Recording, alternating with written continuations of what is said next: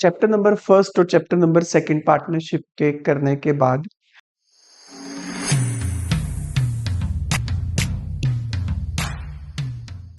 दोनों चैप्टर के important practical question की सारी वीडियोस यूट्यूब पर हाई एमर्स के चैनल पर अपलोडेड है। आप चाहो तो उसको देख सकते हो। आज हम स्टार्ट करने जा रहे हैं chapter number third, that is admission of a partner, which is very very important chapter. अगर आपको एडमिशन ऑफ अ पार्टनर आ जाता है तो काफी हद तक आपका रिटायरमेंट ऑफ अ पार्टनर भी क्लियर हो जाएगा। तो एडमिशन ऑफ अ पार्टनर देखो, तो आप ना जब वीडियो देख रहे हो, देखने से पहले ना अपने माइंड को इतना फोकस और इतना कंसंट्रेशन रखो कि आपका डिटेल में फोकस रहना चाहिए कि क्या हो रहा है इस एडमिशन ऑफ अ पार्टनर में। थोड़ा सोचो कि फॉर एग्जांपल अगर टू पार्टनर्स हैं, ए और बी, काफी टाइम से बिजनेस को चला रहे हैं और इनको लगता है कि यार बिजनेस को थोड़ा सा और एक्सपेंड करना है। अब और एक्सपेंड करना है तो कैपिटल चाहिए। बिजनेस को एक्सपेंड करते हैं तो वर्कर की भी रिक्वायरमेंट होती है। वो कहते हैं कि यार कोई एक और पर्सन आ जाए जिससे हमारा बिजनेस को मैनेज करना थोड़ा इजी हो जाए। ऐसी कंडीशन में वो डिसाइड करते हैं कि क्यों ना किसी को पार्टनरशिप में एडमिशन दिया जाए। पार्टनरशिप में पार्टनर्स की नीड बढ़ रही है। उस चैप्टर को हम नाम दिया गया इन्होंने एडमिशन ऑफ अ पार्टनर। अब थोड़ा सोच कर देखो, फॉर एग्जाम्पल अगर ए और बी दो लोग हैं, प्रॉफिट को डिस्ट्रीब्यूट करते थे 3:2 में। अगर नया पार्टनर आता है बिजनेस में, सी आ गया नया पार्टनर, और उसको कहा गया कि आप हमारे बिजनेस में आ जाओ, पार्टनर बनो, जितना भी प्रॉफिट होगा उस प्रॉफिट का 1/4 हिस्सा आपको दिया जाएगा। यानी किसको दिया जाएगा? सी को। यानी सी आया न्यू पार्टनर कितने शेयर के लिए? 1/4 शेयर के लिए। होगा क्या? पार्टनर के आने के बाद क्या क्या फायदा हो सकता है इनको? पहले बिजनेस को दो लोग चला रहे थे, अब किसी एक को अगर कहीं जाना पड़े, बी को सपोज कहीं जाना है 3 डेज के लिए, 4 डेज के लिए, तो एक अकेले पर्सन से कहीं पर मैनेज करना बहुत टफ हो जाता है। बिजनेस क्योंकि एक्सपेंड हो रहा है, बिजनेस बढ़ चुका है। अब ये तीन पार्टनर्स हो चुके हैं। इन तीनों में से बी को कहीं जाना है तो ए और सी इजिली मैनेज कर सकते हैं। ए को आ जाना है तो बी और सी इजिली मैनेज कर सकते हैं। ठीक है। और कभी दिवाली दिवाली पे अगर रश हुआ तो तीनों मिलके मैनेज कर सकते हैं, या तीनों ही बिजनेस को कंटिन्यू कर सकते हैं, या तीनों ही ए और बी बिजनेस में बैठे हैं और सी मार्केटिंग कर रहा है, बाहर अपने प्रोडक्ट को बेच रहा है। एडमिशन ऑफ अ पार्टनर में पार्टनर्स के आने से डेफिनेटली फर्म को एडवांटेज होता है। फर्म में कैपिटल भी इन्वेस्ट होती है जिससे आप बिजनेस को एक्सपेंड कर सकते हो। तो अब होगा क्या?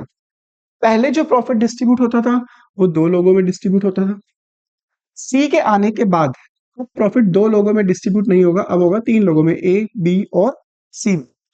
यार देखो, जितना भी प्रॉफिट होगा उस प्रॉफिट का 1/4 तो सी को मिल जाएगा, है ना? तो जो बचा हुआ पार्ट है, बचा हुआ पार्ट वो किसको मिलेगा? ए और बी को।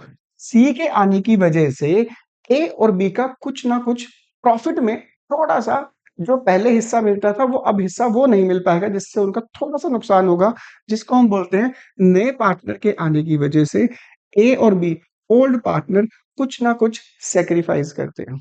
इस चैप्टर में आपको एक तो निकालनी है सेक्रीफाइस रेशो, दूसरा आपको निकालनी है सी के आने के बाद ए बी और सी प्रॉफिट को किस रेशो में डिस्ट्रीब्यूट करेंगे, तीनों मिलाकर, इसको बोलते हैं न्यू रेशो।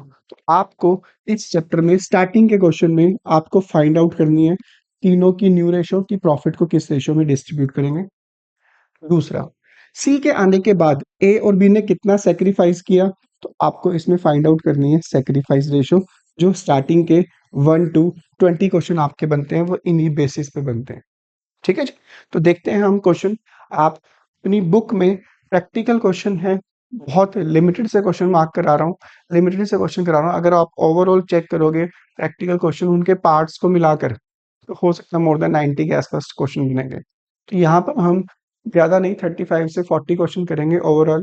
अगर आपने ये क्वेश्चन कर लिए अच्छे से तो आपका एडमिशन फॉर पार्टनर बहुत अच्छे से हो सकता है, एग्जाम में गलत नहीं होगा। तो ध्यान से समझना एक एक क्वेश्चन को। आपकी बुक में प्रैक्टिकल क्वेश्चन फर्स्ट का ए पार्ट, न्यू रेशो निकालने के टोटल 4 केसेस हैं। ये स्टार्टिंग की रेशो वाले क्वेश्चन बहुत ध्यान से करना, क्योंकि अगर आपको ये रेशो निकालने ना आई तो 6 मार्क्स का क्वेश्चन गलत हो जाएगा। ठीक है, बहुत बड़ा इंपॉर्टेंट रोल है इस रेशो का उन 6 मार्क्स के क्वेश्चन में, तो ध्यान से देखना क्या है। 4 केसेस में डिवाइड है सिर्फ। देखते हैं कौन कौन से केसेस हैं। कोशिश करूंगा थोड़ा इजी करने की, ध्यान से देखना। क्या कहता है क्वेश्चन में, A and B two partners हैं, प्रॉफिट को डिस्ट्रीब्यूट करते हैं 5:3 में। सी आया है नया partner, 1/4 share of future profit, कि फ्यूचर में जब भी प्रॉफिट होगा सी के आने के बाद सी 1/4 हिस्सा लिया करेगा। ठीक है जी। आपको न्यू रेशो बतानी है तीनों की। आपको करना क्या है, आप लिखो पहले कि ए और बी की जो ओल्ड रेशो थी वो थी 5:3। सी आया है नया पार्टनर, वो आया है 1/4 शेयर के लिए। ऐसा कहीं भी नहीं लिखा हुआ कि सी अगर 1/4 हिस्सा लेगा तो वो जो 1/4 हिस्सा लेगा वो ए से लेगा या बी से लेगा, ऐसा नहीं लिखा हुआ है। इसमें सिर्फ और सिर्फ लिखा हुआ है सी आया है 1/4 शेयर के लिए, दैट्स इट। ठीक है जी। बाकी तीनों केसेस में, 4 केस बताया ना मैंने तुम्हें, ये केस ऐसा है जिसमें क्लियर कट मेंशन है, सिंपल, कि सी आया 1/4 शेयर के लिए, उसने वो हिस्सा किससे लिया मेंशन नहीं है। बाकी आगे आने वाले तीनों केसेस में मेंशन होगा कि सी ने ये 1/4 शेयर ए से कितना लिया, बी से कितना लिया, उसमें लिखा होगा तीनों केसेस में, सिर्फ इसमें नहीं लिखा हुआ। तो ऐसे केसेस में आप क्या करोगे, लेट कर लो टोटल न्यू शेयर को 1। अब करना है ऐसा, जब सी का 1/4 शेयर है और उसने वो शेयर किससे लिया है ऐसा मेंशन नहीं है, तो उस केस में आप टोटल न्यू शेयर का मतलब ए का, बी का और सी का, तीनों का मिलाकर शेयर बनता है 1। 1 में से आपको सी का न्यू शेयर गिवन है 1/4। अगर 1 में से मैं सी का शेयर हटा दूं, उसको बोलोगे आप रिमेनिंग शेयर। 1 माइनस 1/4, ये आपका बचेगा 3/4। ये वो वाली बात हो गई कि फॉर एग्जाम्पल अगर फर्म को प्रॉफिट होता है 10,000 रुपीज, 10,000 का 1/4 तो ले लेगा सी, बाकी जो बचेगा 10,000 में से ये 2500 माइनस करने के बाद 7500, जिसको हमने नाम दिया 3/4। तो यहाँ पर 10,000 एग्जाम्पल लिया, यहाँ पे हमने टोटल न्यू शेयर या टोटल प्रॉफिट को मान लिया कितना, 1। 1 में से 1/4 तो सी का है, तो बचा हुआ किसका होगा, ए और बी का। ठीक है जी। अब इस 3/4 शेयर जो बचा वो ए और बी के लिए बचा है, तो ए और बी इस 3/4 को कैसे बांटेंगे, किस रेशो में बांटेंगे, जैसे पहले बांटते थे। पहले किस रेशो में बांटते थे, आप लिखो ए और बी इस 3/4 शेयर को डिस्ट्रीब्यूट करेंगे 5:3 में। ठीक है जी। तो क्या करना है आपको, टोटल शेयर 1, 1 में से न्यू पार्टनर का शेयर हटाया, जो बचा उसको बांटेंगे ए और बी रिमेनिंग पार्टनर्स किस रेशो में, जैसे पहले बांटते थे। आपको निकालना है इसमें से ए का हिस्सा कितना है, तो ए का न्यू शेयर निकालना है। 3/4 में से ए का हिस्सा कितना है, 5/8, ये आएगा आपके पास 15/32। बी का न्यू शेयर 3/4 इंटू, ये रहा बी का शेयर 3/9/32। जैसे कि फॉर एग्जांपल 10,000 में से 2500 मिले सी को, बचा कितना 75। ये किस किस को मिलेगा, ए और बी को, किस रेशो में, जैसे पहले बांटते थे। वही हमने 10,000 की जगह यहाँ पे लिया है 1 का एग्जाम्पल। ठीक है जी। आपके पास रेशो आ चुकी है, ए की भी आ चुकी है, ए की भी, बी की भी, सी की पहले से ही दे रखी थी। ए की आई है 15/32, बी की आई है 9/32, सी की आपके पास पहले से ही दे रखी है, ये रही 1/4। तो कई बच्चे गलती क्या करते हैं, ए और बी की सही लिखते हैं, जब सी की लिखने की बारी आती है ना, तो सी की ये लिख लेते हैं। ये गलती गलती से भी मत करना। ठीक है जी। ए का शेयर शुरू में ही देखा ही रहा 1/4, सी का सॉरी। एलसीएम लो 32, 15, 9, 4 8 सा 32, रेशियो आई 15:9। ठीक है जी। तो इस क्वेश्चन में कहा गया था न्यू प्रॉफिट शेयरिंग रेशियो निकालो, और वो हमने निकाल दी। तो मैं साथ के साथ तुम्हें न्यू रेशियो के अलावा सेक्रीफाइस रेशियो भी बताने जा रहा हूँ। ठीक है जी। सेक्रीफाइस रेशियो का फॉर्मूला हमने चैप्टर नंबर 2 में किया था, जिसका फॉर्मूला था ओल्ड माइनस न्यू। ओल्ड हमारे पास है 5:3, न्यू अभी हमने निकाली है 15:9:8। तो यहाँ लिख लो, ए और बी की थी 5:3 ओल्ड, न्यू हमने निकाली ए बी सी की 15:9:8, ये न्यू रेशियो है। सेक्रीफाइस रेशियो का फॉर्मूला ओल्ड माइनस न्यू। ए की ओल्ड लेते हैं, ए की ओल्ड थी 5/8, न्यू है 15/32, एलसीएम लिया 32, 20 - 15, 5/, बी की निकालते हैं, ओल्ड 3/8, न्यू है 9/32, एलसीएम लिया 32, 12 - 9, ये निकला है सेक्रीफाइस शेयर। क्या निकला ये? Old share minus new share. तो मैं इसको सेक्रीफाइस शेयर रेशो में, सेक्रीफाइस शेयर निकला, इसको रेशो में कन्वर्ट करना है। सेक्रीफाइस रेशो में कन्वर्ट करना हो, इस बेस को हटा दो, बेस इक्वल है ना, तो सेक्रीफाइस रेशो क्या बनी? 5/3। ठीक है जी। तो एक और चीज चेक करो, बड़ी प्यारी चीज है, बहुत राज दुलारी चीज है, ध्यान से देखना। ये सेक्रीफाइस रेशो ना, चेक करो ओल्ड रेशो क्या थी, ओल्ड ओल्ड रेशो भी 5/3 थी, सेक्रीफाइस रेशो भी 5/3 है। इस कहानी से आपको शिक्षा मिलती है, याद रखना, जब 6 मार्क्स का क्वेश्चन आएगा या अगर एमसीक्यू क्वेश्चन आ जाता है, आपको 4 केसेस बताए मैंने, अभी 4 केसेस हैं जिसमें से हम पहला केस कर रहे हैं, और फर्स्ट केस है लेट वाला केस, जिसमें टोटल शेयर को 1 माना जाता है। 1 में से नए पार्टनर का शेयर हटा दो, जो रिमेनिंग बचेगा उस रिमेनिंग शेयर को ओल्ड पार्टनर्स ओल्ड रेशो में ही बांट लेते हैं। ठीक है जी। लेट वाले केस में जो ओल्ड रेशो होती है वही आपकी निकलेगी सेक्रीफाइस रेशो। जहाँ पे 6 मार्क्स का क्वेश्चन आएगा, जहाँ पर गुडविल का ट्रीटमेंट करना पड़ेगा, वो आगे चल के करेंगे हम। सेक्रीफाइस रेशो में डिस्ट्रीब्यूट करते हैं, तो निकालने की जरूरत नहीं है, इतना बड़ा करने की जरूरत नहीं है, उसमें डायरेक्ट आप सेक्रीफाइस रेशो यही दे सकते हो। और अगर एमसीक्यू क्वेश्चन आ जाए और आपसे पूछे सेक्रीफाइस रेशो निकालो, और आपको पता चल गया कि भाई ये तो लेट वाला केस है, तो यही वाली रेशो सेक्रीफाइस होगी, इतना बड़ा क्वेश्चन करने की नीड बिल्कुल नहीं है। ठीक है जी। तो ये था केस नंबर 1। केस नंबर 2 देखते हैं आप क्या है, ध्यान से पढ़ो क्या लिखा हुआ है। कहता है कि पी और क्यू टू पार्टनर्स है, प्रॉफिट शेयरिंग रेशियो है 4/3। अगर मैं यहाँ लिख लेता हूँ पी और क्यू टू पार्टनर्स है 4/3, आर आया है नया पार्टनर, ये रहा 1/7 शेयर के लिए, लिख लो यहाँ पे आर आया है न्यू पार्टनर 1/7 शेयर के लिए, in profit which he require, clear cut mention है, क्लियर कट, ध्यान देखो इस चीज को, लिखा हुआ है। इससे पहले वाले क्वेश्चन में सिर्फ और सिर्फ यहाँ तक लाइन स्टॉप हो गई थी, बस यहाँ तक, और लिखा था कैलकुलेट न्यू रेशो। और इस केस में मैंने कहा ना कि उस केस को छोड़ के बाकी तीनों केसेस में लिखा होगा कि ये जो नया पार्टनर है उसने अपना शेयर किस किस से लिया, इसमें लिखा हुआ है क्लियर कट कि which he acquire equally from P and Q. ये वाला शेयर, ये वाला दो लोगों से लिया है, पी और किस रेशो में मेंशन है, इक्वली, इक्वली का मतलब 1/1। फॉर एग्जाम्पल मैं कहता हूं कि पी कहता है कि भाई मैं तो 50 रुपए लूंगा जब मैं आऊंगा, प्रॉफिट में मान लो 200 रुपीज प्रॉफिट होता था, वो कहता 50 रुपीज मैं लूंगा। 50 रुपीज किस किस से लेगा? कहता भाई जो तुझे मिलता था ना पहले, ये नहीं, सॉरी, कौन है ये, आर। आर कहता है मैं 50 रुपीज लूंगा, आर कहता है 50 रुपीज में तुम दोनों से लिया करूंगा, पी और क्यू से, तुम्हारे हिस्से में से लिया करूंगा, और वो लूंगा इक्वली, इक्वली का मतलब 1/1 में। कितना लेगा? 50 का हाफ, कितना बना? 25। 50 × 1/2, 25 लेगा पी से, 25 लेगा क्यू से, तो वही हमने अभी भी करना है। चेक करो, देखो क्या लिखा हुआ है। पी कहता है भाई मैं 1/7 हिस्सा लिया करूंगा, ये 1/7 हिस्सा किससे लूंगा? पी और क्यू से, वो भी किसके में? 1/1 में। कैसे आप लिखोगे? आर ने पी से लिया या पी ने आर को शेयर दिया, एक ही बात है, तो आप लिखो पी सेक्रीफाइस टू आर।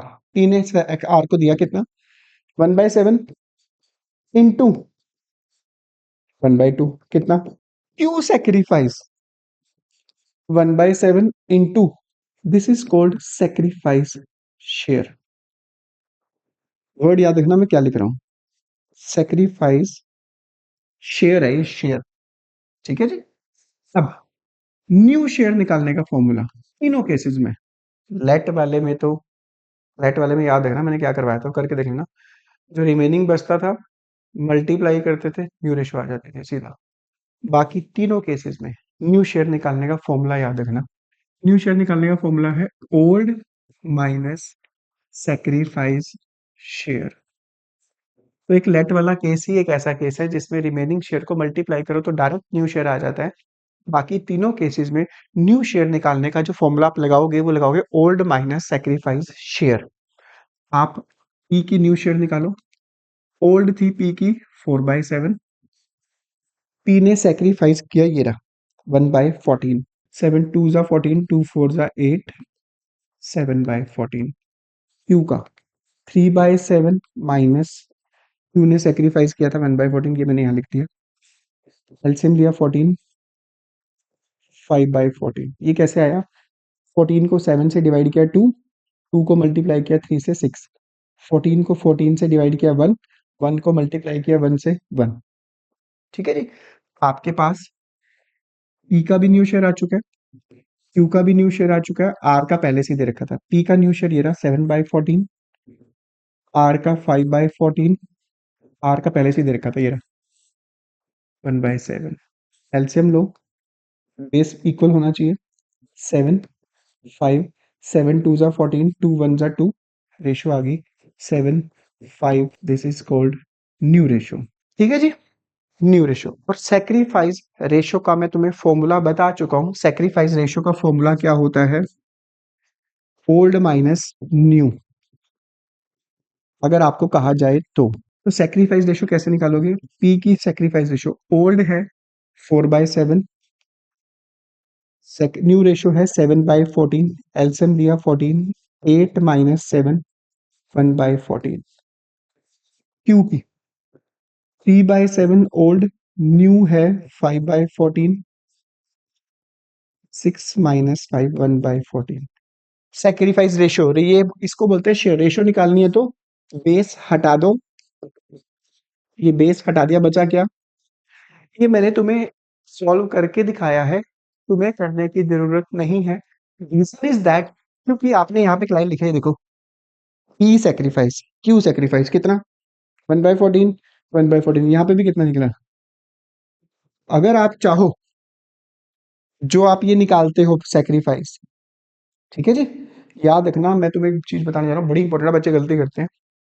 इसको बोलते हैं शेयर, ये शेयर है। शेयर निकालने का काम आता है न्यू रेशो निकालने के। न्यू रेशो निकालने का formula old minus sacrifice share. Share को ही आप रेशो में कन्वर्ट कर सकते हो अगर आप बेस हटा दो, 14 14 हटा दो तो सेक्रीफाइस रेशो बचेगी 1/1। या हम ये भी कह सकते हैं, ये लिखा ही हुआ है which he acquire equally, equally sacrifice ratio है। ठीक है जी। तो अच्छे से करके देखना है इस क्वेश्चन को, इंपॉर्टेंट है। यहाँ पे इक्वल है तो यहाँ पे इसकी जगह ये भी लिखा सकता है which he acquire from P and Q in the ratio of 2/1। तो या 1/1 की जगह क्या आ जाएगा 2/1। ठीक है जी। ये था case number second. Case number third देखो, अभी तक हम केस कर चुके हैं दो। कौन सा? लेट वाला। लेट वाले केस की पहचान कैसे करोगे? लेट वाले केस में लिखा नहीं होगा कि न्यू पार्टनर ने अपना शेयर किससे लिया है, वो डायरेक्ट बस लिखा होगा न्यू पार्टनर इतने शेयर के लिया है, न्यू रेशो निकाला, बस वो लेट वाला केस है। दूसरा केस जिसमें नए पार्टनर का शेयर लिखा होगा और वो लिखा होगा कि उसने वो शेयर किससे लिया है, एक्वायर लिखा होगा। एक्वायर वाले दो केस है देखा जाए तो, एक्वायर लिखा हो, टेक्स लिखा हो, ठीक है, वो दो केस है उसके। एक में तो मल्टीप्लाई करते हैं ना, जैसे रेशो की फॉर्म में दिया भी करवाया मैंने तुम्हें। ये केस देखते हैं क्या लिखा हुआ है। ए और बी टू पार्टनर्स हैं, रेशो है 5/3। सी आया है नया पार्टनर 1/4 शेयर में। इन्हीं की भाषा लिख दो, इन्हीं की भाषा, विच ही एक्वायर, ये वाला शेयर, ये वाला शेयर उसने दो लोगों से लिया है, विच ही एक्वायर 1/6। कितने किससे लिया? 1/6 फ्रॉम ए, 1/12 फ्रॉम बी। ए से लिया, बी से लिया, ए से लिया 1/6, बी से लिया 1 बाय, जो पहले वाला केस था ना, पहले वाला केस वो ऐसे दिया हुआ था कि 1/4 शेयर, फॉर एग्जाम्पल ए और बी से वो 1/1, वो रेशो की फॉर्म में था। ये एक इसकी पहचान है, एक तो ये फ्रॉम लिखा होगा, फ्रॉम। सबसे बड़ी पहचान, सबसे बड़ी पहचान इन दोनों केसेस में डिफरेंस क्या है, आप इन दोनों को प्लस करके देखो। 1/6 और 1/12 को प्लस करके देखो, 2 + 1, 3/12, कट करोगे 1/4। इन दोनों का टोटल इसके इक्वल आ रहा है।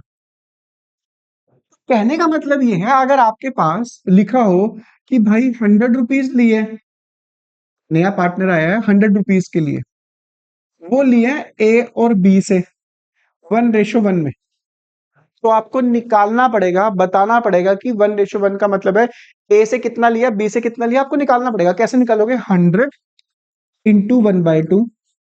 ठीक है, दूसरा केस अगर कहे आपको सी आया है 100 रुपीज के लिए, जो कि उसने ए और बी से लिए, 50 ली है ए से और 50 ली है बी से, तो क्या आपको निकालने की जरूरत है सेक्रीफाइस?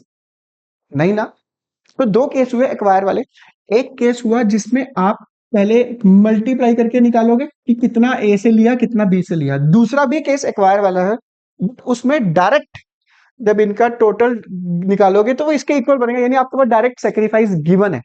ठीक है, तो एक्वायर वाले दो केस में पहचान कैसे होगी? पहले वाला केस रेशो की फॉर्म में दिया होगा, दूसरे वाला केस रेशो की फॉर्म में नहीं होगा, शेयर की फॉर्म में होगा, ऐसे शेयर। और फिर भी 100% कंफर्मेशन करने के लिए 100% आप इन दोनों को प्लस करके देख लेना।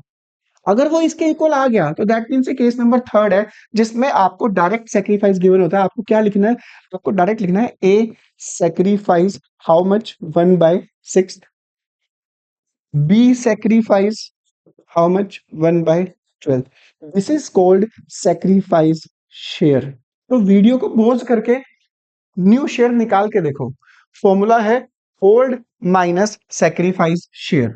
ओल्ड माइनस सेक्रीफाइस शेयर हम करेंगे पी ए का ओल्ड था 5/8, सेक्रीफाइस किया उसने 1/6। एलसीएम लोगे, आ, ये आएगा आपके पास 24, 8 3 ज़ा 24, 3 5 ज़ा 15, 6 4 ज़ा 24, 11/24। बी का निकाल के देखते हैं। 3/8 ओल्ड, सेक्रीफाइस किया बी ने 1/12, डायरेक्ट गिवन है आपके पास। एलसीएम अगेन 24, 8 3 ज़ा 24, 3 3 ज़ा 9। ए की भी न्यू शेयर आ चुका है, बी का भी आ चुका है, सी का गिवन है आपके पास। ए का है 11/24, बी का है 7/24, सी का आपके पास डायरेक्ट गिवन था, ये था। सी आया कितने शेयर के लिए? 1/4, 1/4 यहाँ लिखा। एलसीएम बेस इक्वल होना चाहिए 11, 7, 4 6 ज़ा 24। चेक कर लो अपनी बुक में, आंसर यही आ रहा हो। This is called new ratio. Sacrifice ratio निकालने का फॉर्मूला तुम्हें पता है, ओल्ड माइनस न्यू। बट अगर आप चाहो सेक्रीफाइस शेयर को रेशो में कन्वर्ट कर सकते हो। ये रही सेक्रीफाइस शेयर। ये रहा। शेयर को रेशो में कन्वर्ट करने का एक बहुत सिंपल सा रूल है, बेस इक्वल होना चाहिए। बेस बराबर नहीं है, आप बेस को इक्वल कर लो। 1/6 और 1/12, एलसीएम ले लो 12, 6 2 ज़ा 12, 12 1 ज़ा 12, 2:1। और अगर आप ओल्ड माइनस न्यू करोगे तब भी आपका आंसर यही आएगा, 2:1 करके देख लेना बेशक। ठीक है जी। तो 3 केस हो गए।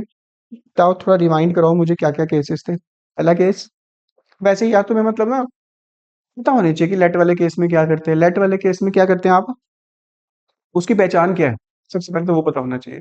लेट वाले केस में आपको नए पार्टनर का शेयर गिवन होगा बस, और लिखा होगा कैलकुलेट न्यू शेयर, तो वो लेट वाला केस है। बाकी एक्वायर वाले दो दो केस हुए, एक्वायर लिखा हो टेक्स लिखा हो एक ही बात है।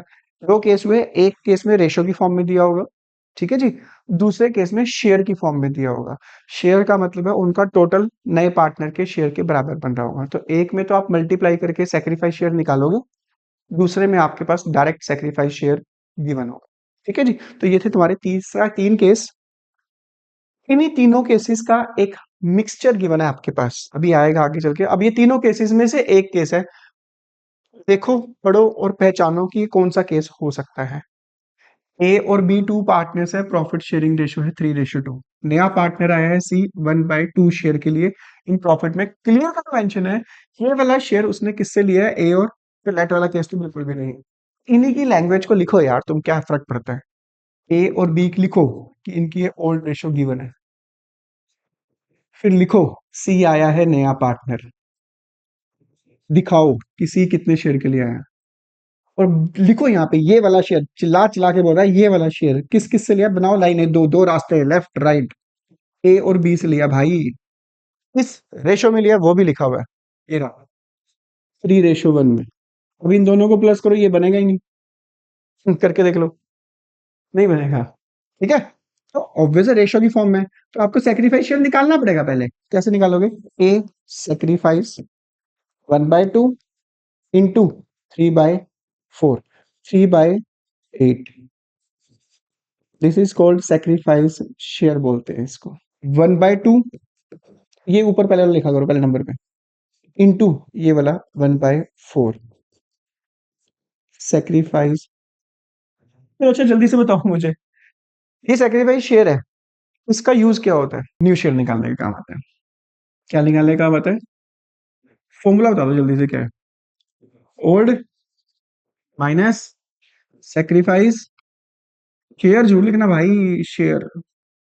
चलो मैं तुम्हें कहूं, अगर तो मैं पूछूं तुमसे कि भाई सेक्रीफाइस शेयर को रेशो में कन्वर्ट कर दो, तो आपका आंसर क्या होगा? बिल्कुल सही जवाब। क्या आंसर होगा आपका? 3:1। क्यों? क्योंकि बेस क्या है? इक्वल। शेयर को ही रेशो में कन्वर्ट कर सकते हैं, बट न्यू शेयर निकालने के लिए फॉर्मूला है ओल्ड माइनस सेक्रीफाइस शेयर। ये करना है, ये मत कर देना भाई, गड़बड़ हो जाएगी, बता रहा हूं तुम्हें। ये करना है 3/8। एलसीएम लिया 40, 5 8 जा 40, 8 3 जा 24, 8 5 जा 40, 5 3 जा 15, 9/40। बी का 2/5 ओल्ड माइनस सेक्रीफाइस किया 1/8, एलसीएम लिया 40, 5 8 जा 40, 8 2 जा 16, 8 5 जा 40, 5 1 जा 5। ठीक है जी। तो ए का भी शेयर आ गया, बी का भी आ गया, सी का दे ही रखा था। 9/40, 11/40, और सी का था 1/2। एलसीएम लिया 40, 9, 11, 20। This is answer number, question number fifth, और उसका आंसर है 9, 11, 20। ठीक है जी। ये था क्वेश्चन नंबर फिफ्थ, और केस अभी 3 ही हुआ हमारे। एक वायर वाला केस था जिसमें इक्वली लिखा होता है, इसमें बस अब 3:1 में है। ये रहा इंपॉर्टेंट क्वेश्चन, मार्क करो पहले तो बुक में अपनी, और वीडियो को पॉज करके पहले इस क्वेश्चन को सॉल्व करने की कोशिश करो। ठीक है, ये अभी हमने चारों केसेस किए ना, उन्हीं का एक मिक्सचर बना रखा है, मिक्स वेज टाइप बना रखा है। ठीक है, कंबाइन करा हुआ है, ध्यान से पढ़ना क्या लिखा हुआ है। इन्हीं की भाषा लिखो यार, क्या फर्क पड़ता है। ए और बी टू पार्टनर्स, रेशो क्या है? 3:2। दिखाओ कि भाई सी न्यू पार्टनर आए 1/5 शेयर के लिए। ठीक है जी। तो ये 1/5 शेयर, ये वाला शेयर ना, उसने किसी ना किसी से लिया है। यानी मान लो 100 रुपीज के लिए आया, तो 100 रुपीज किसी ना किसी से लिए हैं। क्या कहता है 1/5 शेयर किससे लिया? Out of which half share was gifted by A. जैसे मैं तुम्हें एग्जांपल देता हूँ, सी कहता है कि भाई मैं 100 रुपीज लूंगा मेरे पे का। जैसे यहाँ तो 1/5 दे दिया ना, मतलब 500 रुपए टोटल प्रॉफिट था, उसका 1/5 लेगा, 100 रुपए बनता है। 100 रुपए किस किस से लेगा? ये 100 रुपए कहता है out of which half share was gifted by A. A ने तो हाफ दे दिए, इसका हाफ, 100 का हाफ पता चल रहा है वैसे ही, 50 रुपए लिख देता हूँ यहाँ पे। 100 का हाफ 50 रुपए। ठीक है, वैसे इसमें भी लिख सकता हूँ मैं, हाँ इसमें भी लिख सकते हैं हम। सी आया नया पार्टनर 1/5 शेयर के लिए, हाफ किसने दिया? ए ने। ए सेक्रीफाइस, इसका हाफ। अब इस पे वापस आओ, 100 रुपीज के लिए आया, हाफ दिया ए ने, बचा कितना? 100 में से अगर 50 रुपए ए ने दिए, तो बाकी कितने बचे? 50 रुपए। 50 रुपए उसने किस किस से लिए? रिमेनिंग शेयर, रिमेनिंग ये रहा 50 रुपए, वो taken by C equally from A and B. यानी ये वाला ए और बी से लिया है इक्वली। इक्वली का मतलब 50 का आधा 25, 50 का आधा 25। ये ए ने सेक्रीफाइस किया, और ये किसने किया? बी ने। तो तुम मुझे बता सकते हो ए ने टोटल कितने दिए? ए ने दिए 50, ये 25, ये टोटल कितने दिए उसने? 75। इसी को यहां पर शेयर की फॉर्म में बताया गया, बस कैसे। ए कहता, सी आया 1/5 शेयर के लिए, देखो क्लियर कर लिखा 1/5 गिफ्टेड बाय ए, हाफ दिया ए ने, 1/5 का हाफ बना 1/10, रिमेनिंग। अगर हाफ 1/10 है, तो रिमेनिंग हाफ ही तो बचेगा, रिमेनिंग 1/10 ही तो बचेगा। यानी 1/5 में से 1/10 माइनस करो, मैं यहाँ पे ब्रैकेट में दिखा देता हूँ, 1/5 में से 1/10 माइनस करो, 1/10 ही बचेगा। ये वाला share, remaining share was taken by C, इससे ए और ये रिमेनिंग शेयर ए और बी से लिया, वो भी कैसे? इक्वली। तो लिखो ये वाला शेयर ए सेक्रीफाइस, ये वाला share 1/10 into 1/20, B sacrifice 1/10 into 1/2 sacrifice share sacrifice share, and this is also sacrifice share. तो हम निकाल लेते हैं ए ने कितना सेक्रीफाइस किया टोटल। ए ने टोटल सेक्रीफाइस किया 1/10, ये सेक्रीफाइस किया 1/20, ये सेक्रीफाइस किया। ए का टोटल सेक्रीफाइस 1/10 प्लस 1/20, एलसीएम लिया 20, 3/20 तो सेक्रीफाइस किया ए ने, और बी का दे रखा है, बी का सेक्रीफाइस ये रहा। ठीक है जी। न्यू शेयर निकालने का formula old minus sacrifice share. A की ओल्ड 3/5, सेक्रीफाइस ए ने ये रहा 3/20, एलसीएम लिया 20। बी का ओल्ड है 2/5, बी ने सेक्रीफाइस किया था ये रहा 1/20, 5 4 जा 20, 4 2 जा 8। ए का भी शेयर आ गया, बी का भी आ गया, सी का दे रखा था। ए का 9/20, बी का 7/20, और सी का दे रखा था शेयर 1/5। एलसीएम लिया 20, 9 7 5 4 जा 20। चेक करो अपनी बुक में, ये आंसर आ रहा होगा। ठीक है जी। आपके सामने है सिचुएशन। पोज करके पोज करके मुझे बताओ, इस केस में सेवेंथ में सेक्रीफाइस रेशो क्या होगी? बताया था ना मैंने। इसको कन्वर्ट कर सकते हो, सेक्रीफाइस शेयर को आप रेशो में कन्वर्ट कर सकते हो। चेक करो सेक्रीफाइस शेयर कितना ए और बी का। ये रहा ए का फाइनल सेक्रीफाइस, ये रहा ए का 3/20, बी का फाइनल सेक्रीफाइस 3:1 आपकी होगी सेक्रीफाइस रेशो। ठीक है, पूछा नहीं है पर आगे वाले क्वेश्चन पूछा जाएगा, तो इसलिए मैं साथ के साथ ही बता रहा हूँ। क्लियर? तो ये था क्वेश्चन नंबर 7, जिसमें तीनों केसेस को थोड़ा सा मिक्सचर सा दिया हुआ है, थोड़ा अच्छा दिया बना के क्वेश्चन। तो इंपॉर्टेंट क्वेश्चन है, मार्क कर लेना है इसको। लास्ट केस, जो कि मैं चारों केसेस में से सबसे इजी केस मानता हूँ, क्योंकि ये वाला केस खुद ही चिल्ला चिल्ला के बोल रहा होता है भाई ये करो।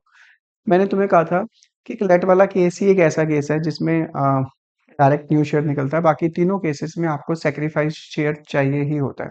ठीक है जी? क्या है पहचान इस केस की? लिख लो इन्हीं की भाषा। सॉल्यूशन, एक्स और वाई टू पार्टनर्स हैं, प्रॉफिट शेयरिंग रेशो है 9:6। ये लिखा हुआ है जेड न्यू पार्टनर। इस केस की पहचान पहले तो जेड आएगा, जी जिसको खोलते हैं आजकल, तो जी आएगा, और उसका न्यू शेयर गिवन नहीं होगा कि वो कितने शेयर के लिए आया। देख लो लिखा हुआ है new partner Z decide, that's it, खत्म, और कुछ नहीं लिखा हुआ है। क्या लिखा हुआ है आगे? सरेंडर, सरेंडर किया हो, सरेंडर का मतलब उसने अपना हिस्सा दिया, सेक्रीफाइस भी लिखा हो सकता है। एक्स, इन्हीं की भाषा लिखो, एक्स सरेंडर कितना? 3/15 of his share, his profit in favour of Z. 3/15